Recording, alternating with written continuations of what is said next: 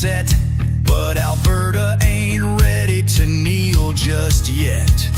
They chose their king, their power was met, but we don't answer to Ottawa yet.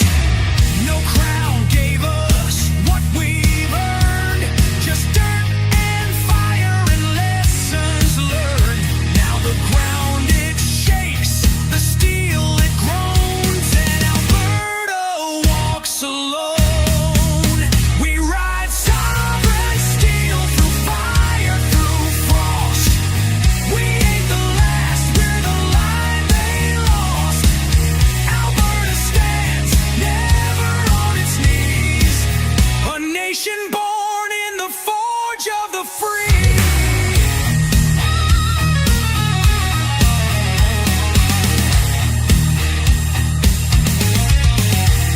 From the rigs to the rails, the crops to the code, we lit their streets, we bore their load.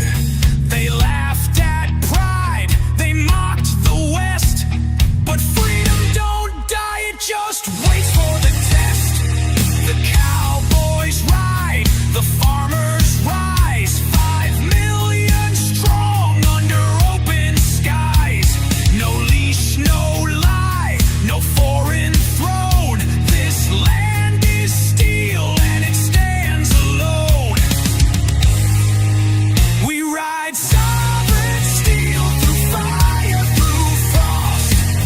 We ain't the last, we're the line they lost.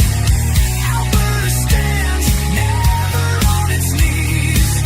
A nation born in the forge of the free.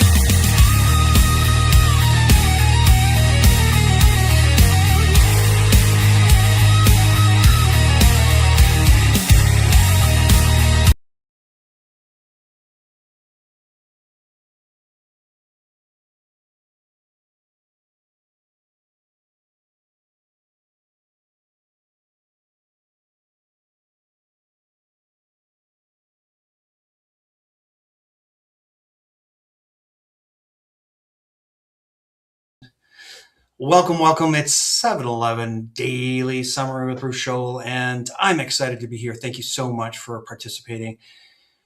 I am trying out Rumble Studio, so I appreciate your patience as I work through this. It's awesome to have you here, and you'll see me here in a second. Sorry, like I said, I'm just working out the kinks. It's 7-Eleven Daily Summary. Bruce Scholl here, and you got to get more eyeballs on this information. We are going out to the world. We've got new information coming to you from the food professor, Sylvain Charlebois, and he is joining us tonight to talk about food inflation, as well as we're going to talk about Alberta independence. I'm excited to have him, excited to have you here. Make sure to share this out to all of your socials, get some more eyeballs on this information. We're going to have a great show. All right, before we get started, I always like to talk about, I always like to be grateful, for local businesses that have helped me. And one of them is nuggetstacker.com right here in Calgary, nuggetstacker.com. You can go through my website, which is unscrewthenews.com. Scroll down to the logo and you'll get a bit of a discount. They also have subscriptions, so you can not worry about the dips. Just buy it monthly. 1-866-644-2121 is their number. Give them a call if you have any questions whatsoever. Again, I'm working through some of the kinks here, starting doing Rumble Live, Rumble Studio as my streaming platform. And I appreciate you being here and sharing this out, getting some more eyeballs on it. My website is unscrewthenews.com. And make sure to go through those videos. We are in the throes of seceding from Canada. What an exciting time to be alive. What an extraordinary time that we are living through. It really is. So I appreciate you participating. Let's see here. I'm close that one off, put that one back on there. All right, so before I get started, I always like to say that I'm coming to you from the heart of the battle-ready nation of Alberta. We bring you truth and optimism, and our goal is to break free from the media and the globalist mind control. It is February 23rd, 2026. So excited to have our guest here. This is episode number 266. This is food professor Sylvain Charlebois. Very excited to have him here. He is a Canadian professor and researcher of food distribution and policy at Dalhousie University in Halifax, Nova Scotia, and the former dean of the university's Faculty of Management. So excited to have Sylvain Charlebois. Thank you so much for joining me, sir. If you don't mind, if you put on, there we are. And why is that camera not going on there? 1 second here. Get on there. I can see myself, but I can't see you. Oh, you can see yourself. Okay, well, I've got my camera off. See myself, yeah. Yeah, okay. So for some reason, I'm not seeing that the way that I was hoping to, but I think it's right.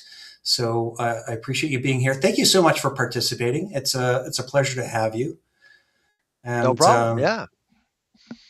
Important information that we're going to go through tonight, being food inflation and what is going on in Canada as far as that is concerned. And that was one of the reasons I brought you on, because I really wanted to find out what you're seeing and what you're hearing, and help our viewers to understand what's happening with their food grocery bills today and every day. What are you seeing as far as a trend is concerned in the food industry and the supply management? Well, I mean, first of all, thank you for having me tonight. Yeah, food inflation is not a simple issue. It's quite problematic, and food prices will go up for a variety of different reasons. I mean, in Canada's food price report that we publish every December, we outline over 45 different factors. And typically, I would say probably climate is up there. Climate will impact prices for many different commodities. Climate change has been around for decades, centuries, and I think that uh, our farmers have actually been able to cope well with climate change overall, with new technologies and new practices. But once in a while, you do have some crops impacted by climate change, like coffee, cocoa, beef, for example. And that tends to bring prices higher. But in recent years, I must say, the most of the inflation that we have seen in Canada is policy induced, really. And when you look at some of the factors, our food inflation problem is essentially structural now, and so it can be prevented, and governments can do something about it. And some of the things that concerns us when it comes to food inflation is the inability for many companies or food companies to scale up, because they're burdened by bureaucracy, they're burdened by policies like the carbon tax, the industrial carbon tax, Right. which is actually going up again on April 1st to $110 a metric ton. Interprovincial trade barriers, big problem, especially for Alberta. I mean, it's a big problem for us in the Atlantic, but it's a big problem for Alberta. It's very difficult to help companies scale up. If you are smaller, if you're single sourcing, for example, you can't pivot and buy another ingredient that is either the same price or cheaper, like what we're seeing in the U.S. Which is why in the U.S. their food inflation rate, despite Trump's approach, has been very low. Because with the tariff-happy president, you should be seeing a food inflation rate being extremely high, but that's not the case at all. Ours is much much higher, the highest among G7 countries. Supply management, of course, is a interprovincial trade barrier, and it is actually making our food more expensive, especially for dairy and right now I would say poultry as well. Mhm. Eggs are actually cheaper than last year, so it is supply managed. So sometimes supply management can actually help stabilize prices, but when it doesn't work, especially in dairy, it really hurts a lot of families. Poor logistics are another issue as well in Canada. So, okay, so you brought up a good question, and that was in regard to the dairy cartel. I mean, that's been an issue for a long, long time. President Trump's talked about it. You obviously talk about how many millions of liters have to be dumped on a regular basis. Yeah. Obviously, that helps to keep the prices high. Uh, what do you have to say about that as far as fair trade is concerned? Because it doesn't seem like that seems to be a stumbling block as far as CUSMA is concerned, and this hopeful that we have this ability to trade fairly with the United States, because that's what Trump continues to say, is that he wants a fair deal, and Canada hasn't, been trading fairly. And I kind of understand it when it comes to dairy is concerned. I just don't know any of the other industries as you would probably understand it better than anybody. So does he actually have a point when it comes to that? Is the Well, dairy on the market dairy concern? access, he does have a point. I don't think he cares about supply management, to be honest. The quota system is really our problem. Hmm. It's not Americans' problem. And I But honestly believe, doesn't he say that we they can't sell dairy into Canada because of that? yeah, it's a market access issue Sure. for them. But even that, I don't even know if there's a case there because I mean, retail wise, there is no case. I mean, it would be very difficult to sell American dairy products. Most Canadians wouldn't want American dairy products at this point, just because they've been programmed for years to actually buy Canadian milk, Canadian Right. cheese. But as an ingredient, I do think that President Trump actually has a case. So selling dairy proteins to cheese manufacturers and yogurt manufacturers, and that would actually significantly reduce the cost of production. We've seen that in the past, and I think there's a case to be made there. Um, the challenge, of course, is that we don't have a competitive dairy industry, and the dairy industry doesn't want to compete at all because it Hmm. doesn't have to really. And and some politicians in Ottawa have actually asked me many times. In fact, one in particular that is very well known to the Canadian public asked me once if we were to do one thing to help supply management make our dairy sector, dairy in particular, more competitive, what would you do? And I basically told him a very simple answer. I mean, you just need to harmonize the allocation of new quotas nationally, and you'll fix the problem. Because when you do that, because right now quotas are managed by provinces. So Alberta, you have your own quotas. Quebec has its own quotas, and we know what's going on right now. There's some inequalities across the system because Quebec actually has most of the quotas, half of them, with 20% of the population. But if you harmonize the allocation of new quotas, you basically money will reward efficiency and productivity. And so all that wealth that you see in the East, in Hmm. Ontario and Quebec, would actually shift westward towards where you are in Alberta because there's more money and farms are much more efficient. And so obviously Quebec would know that, but that's the one thing you could do to actually fix the problem and make the dairy sector more competitive to reduce prices as much as Sure. possible at retail. Hmm. But so when you say Quebec, but that doesn't seem to be a benefit for Quebec though to do that. I mean, No, yeah, because it would be reducing their but the profits. thing about Yeah. this solution is that you're basically giving a chance to the Canadian public to realize that you're saving supply management, you're saving it. The core system remains. You actually Canada gets to keep its dairy sector because if you actually eliminate the quota system, Yeah, I don't think you'll have much of a dairy sector in a few years from now in I see. Canada. Uh, Because we the couldn't other, compete, is what you're saying. yeah, Yeah. so Canadians would continue to have access to Canadian-made milk, Canadian-made butter, fat, and I think that's something that Canadians want. But you'll also make it more efficient as well. And so Mm. you're likely going to reduce prices wholesale and retail as well. And it will actually make one point obvious. All dairy farms east of Toronto are inefficient and very costly to the system and to consumers as well. Wow. Wow. That's interesting.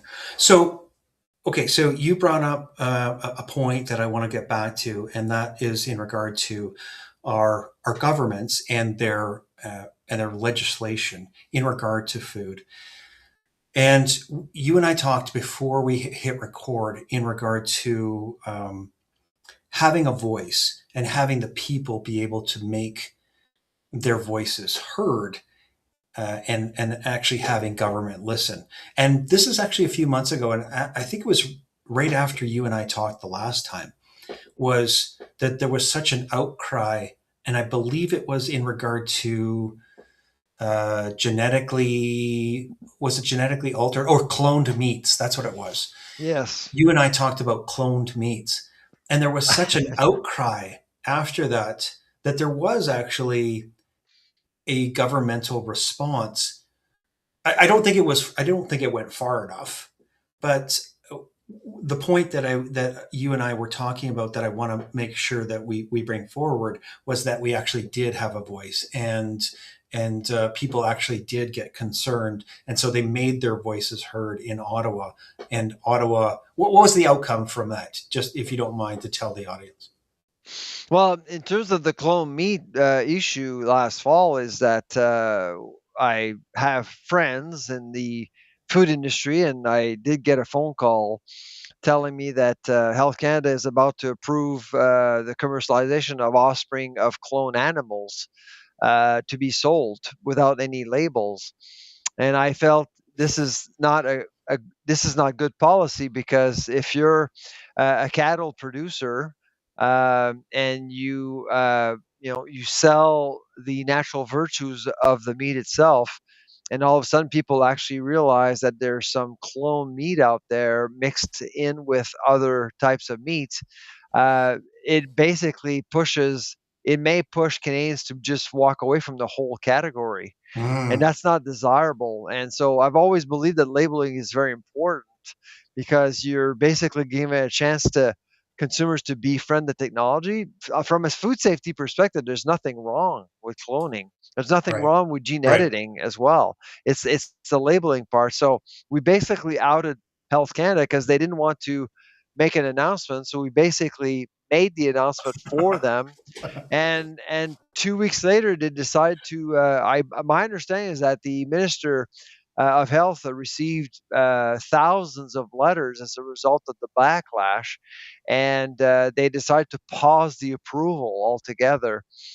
Same thing with gene editing with pork. Recently, there was some backlash going on. Now we're still waiting for a response from Health Canada, but it's the same idea.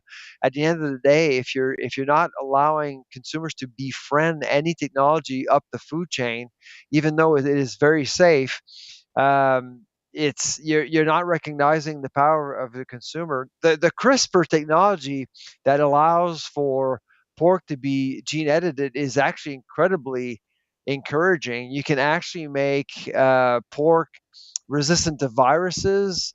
You can actually make pork resistant to heat stress, for Hmm. example, Hmm. which actually would better the meat product, the meat itself. It would actually get better. And so these are promising technologies, but these are all things that are happening within the food industry without really telling consumers what exactly is going on. So instead of allowing interest groups, really crazy interest groups, giving misinformation to the public about franking food and franking this and franking that, uh, I think it's better to be like at the front of it and Transparent. inform, yeah, Right. and transparent, and inform the public about what's going on. Well, I think you're right. I think it's really important, and I believe, I believe that we're at this crossroad. We're at this point because of government inaccuracies and lack of transparency. They've they've actually turned people off and made them actually question everything that they're doing. So I think that they bring it on themselves, but they really should be, as a citizen, they should be doing everything uh, for us and for the betterment of the food industry. Let's just use that as one example. Yep.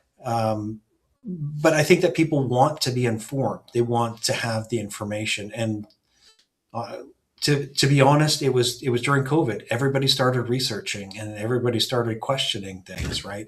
I think that's where it really turned on as far as the public was concerned, because they they had questions and Yeah, they weren't I mean, getting answers. Right.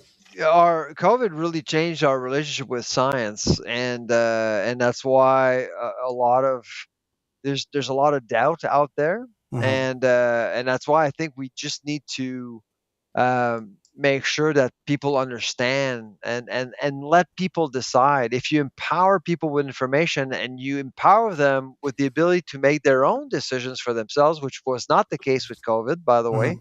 With COVID, it was imposed. With food, you have to respect the consumer and provide them with the information and let them decide without any labeling. Well, you're not deciding. You're deciding for the consumer, Right. which I don't think is right. Hmm. Well, we appreciate you and and just that one example of bringing forward the cloned meats, because I do remember talking to you about that, and it really did shake up Health Canada, from what I can tell. Yeah. And they paid attention. I mean, their ears perked up, and they, um, like I said, I don't think it went far enough. I mean, just delaying the announcement or delaying the Well, I actually change. pausing a decision by Health Canada is actually a pretty big deal. It is a big deal. Do you Yeah. recall Health Canada doing this ever Never. No. before? Never. Never. Health Canada is a pretty arrogant agency, by the way. I mean, they actually are very powerful. It's a big, big department within the federal government. I'd say probably after the PMO, the PCO, Treasury, Finance, I probably put health, top five, top six within the federal government. It's a Mm. pretty powerful agency. Mm. Okay, so this brings up that last topic that we were talking about before we hit record was the ability to come onto shows like this, because obviously we're able to get the information out. You're able to get the information out. You just finished. This is your third podcast tonight, and Yeah, you're it's trying Monday. to you're trying to get the information out. But what is the roadblock, and why are you coming to shows like myself and other shows? Well, first of all, I have a podcast myself. It is well listened, but I do. 6 years, actually. I think 6 years Yeah, you've been 6 years. doing it. That's right. Yeah, And yeah. I'd say I'm increasingly concerned by media in general and how people are informed by legacy media. And I've been working with legacy media for 25 years, and they do their best to actually give out the information, but I know that they're they're constrained. They're constrained, and there's so much they can do, and which is why I think it's important to democratize information as much as possible. And I do think that podcast is a good vehicle to actually provide information to the public that is unfiltered Hmm. and true. And now, true in terms of allowing opinions to flow through. I Sure. have my own opinion. Doesn't mean that I'm right, but I have my own opinion, and I think other people should be entitled to their opinion. I remember the CBC criticized me a couple of weeks ago for joining a podcast. Her name is Megan Murphy. I don't know if you know her. Oh yeah, Megan Murphy. Yeah, yeah. Yeah, She's out in Vancouver. yeah, and frankly, I I didn't know who she was, and she invited me on, and to me, the approach that I take with podcasts is that I don't do research in knowing more about who that person is and what kind of show they run, and even if they agree with me or not. In fact, actually, I hope that they disagree with me so we can actually have a debate. Mhm. That's important. It's important to have debates, and so my understanding is that from some folks at the CBC is that Murphy is controversial. I don't even know what that means, but controversial to the CBC. Right. To me, I didn't care because I actually had a pleasant conversation with her, and she had a view about raw milk, and which I agree with, probably for different reasons. But I would say that it was a lovely conversation overall. But people are being judged for being involved with certain podcasters, and like I think we've lost our ability to debate and exchange ideas and information, and right now I would say legacy media will cancel and focus on certain bits of information, while there is a system emerging in the periphery that actually allows for people to get different point of views. Well, I think it's really important. I started this podcast 2.5 years ago because I didn't trust the media, and I knew that they were, there was a lot of lying that was going on. It was funny because I just actually saw a quote from Jacinta Ardern. I think it's Jacinta Ardern. Do you remember her from the New Zealand Prime Minister? Yep, that's right. And one of the quotes that she was just saying, and it's an old quote, but she was saying something in regard to we need to make sure that we are in control of the messaging to save free speech. And I know. Yeah, I it's had to funny. laugh at these people that want to save free speech by By by controlling. reducing it and controlling it and censoring it. But And yeah, I'm always careful in using words like lying and things like that because I think it's always a little bit too judgmental. I mean, people right. are entitled to their own opinion, and the former prime minister is entitled to her own opinion. But at the end of the day, I think it's important not to play that game. And I know that right now, what I'm seeing right now in Canada is that is it is important to censor Mm, to um, safeguard. A lot of people actually believe that we need to censor as much as possible and control the message, right? to actually allow for democracy to prevail, which is totally the wrong way to do it. You absolutely want to make sure that people are free and can express their views as much as possible. It's been very difficult. Okay, so that leads perfectly into the last subject, and we only have a few minutes left because I know that you got to get to sleep and it's late there. Um, but I needed to ask you your opinion on freedom here in Alberta because we're obviously in the battle to secede from Big Bad Ottawa, and we're in the process of gathering signatures on a petition. And that petition, we need a little over 177,000 signatures to then push our government, the UCP government, to have a referendum in October. And I know that you and I we sort of touched on it briefly, but we're on the thread of freedom and free speech right now. So, what are your thoughts on Alberta and our independence push? Well, I mean, a couple of weeks ago, I was in Regina and I was giving a keynote. I was delivering a keynote to about 400 farmers. And the last person to ask me a question was from Alberta. And he asked me, you know, Sylvain, you're from Quebec. You've gone through this twice. And so do you have any thoughts about do you have any recommendations? And to be honest, I was not expecting that question like at Yeah. all. Like because I'm an agri-food expert, so I was actually talking about food policy, and this guy typically clearly wanted my opinion on something that really profoundly affected my life. I mean, the separatist movement. The one thing that that Canadians need to know is that when you grow up as a young staunch federalist in Quebec, I mean, you're not allowed to speak, Yeah. really. I mean, I was assumed a separatist. I fought against the separatists all my youth, and by the time I was able to have children with my wife, we left Quebec, Is and that we right? left Quebec for that exact. Well, yeah, absolutely. We left Quebec 25 years ago because we were fed up, Mm. and this is something that I think Albertan needs to know. So as much as I think it was important for Quebecers to express their point of view on what it wants to do, Yes. at the same time there was little respect for each other, and it just dragged on forever, which basically just pushed people out of the province. Mm. So, a couple of things there. So, is the Alberta independence movement a good thing? Absolutely. I think it's a good thing for Canada, not just for Alberta, but for Wow. Canada. And I'm not talking about the outcome. Hmm. Okay. The outcome is something else. The outcome is up to Albertans to decide. That's up to them.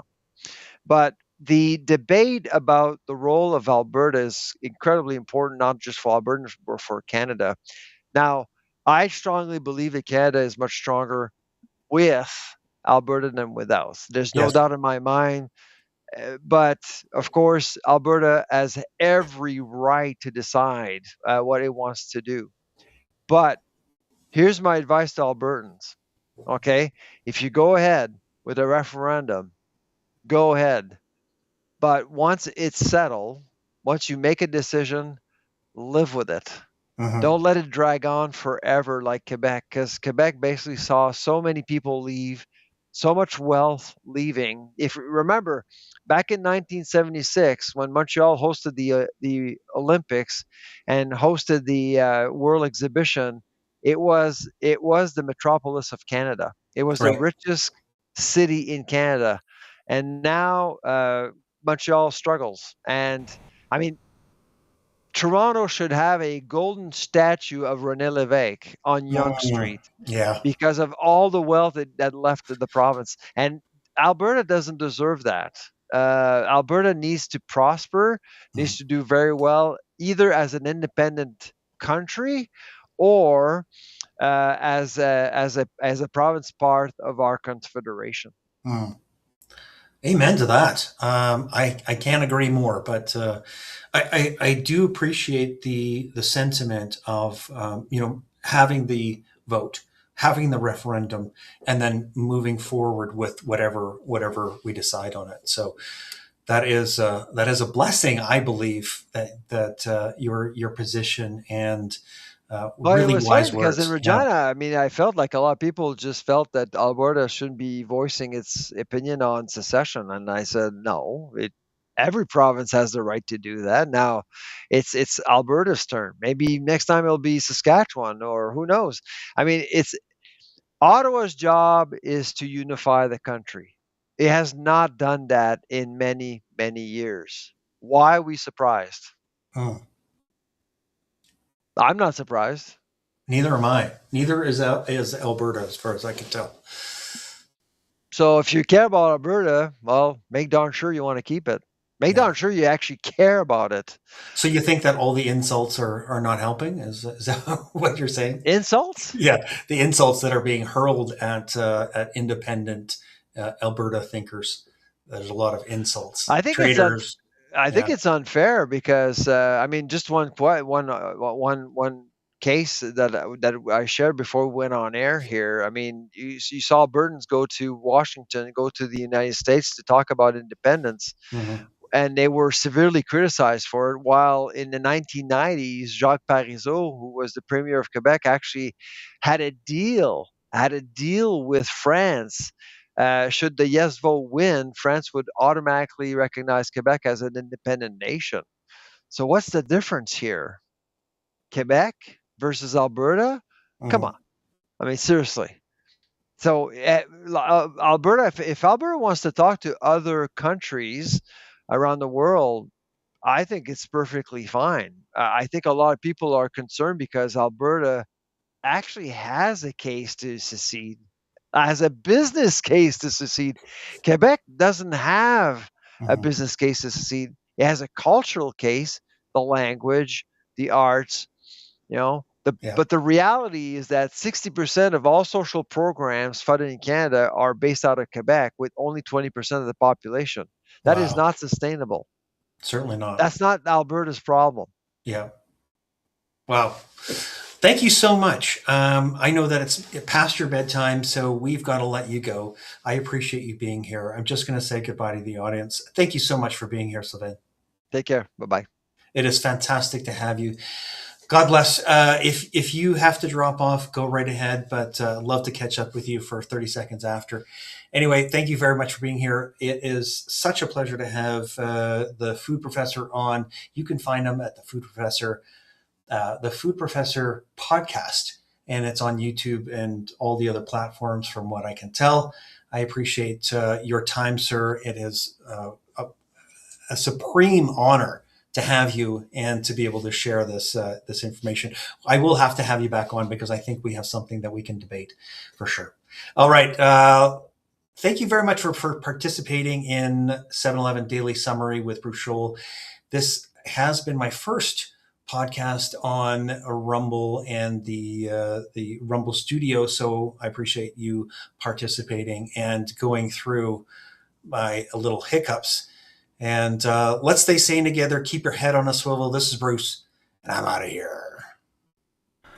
Thank you so much for watching Unscrew the News. I appreciate your participation in freedom in Canada. Share this information and help others to wake up. God bless.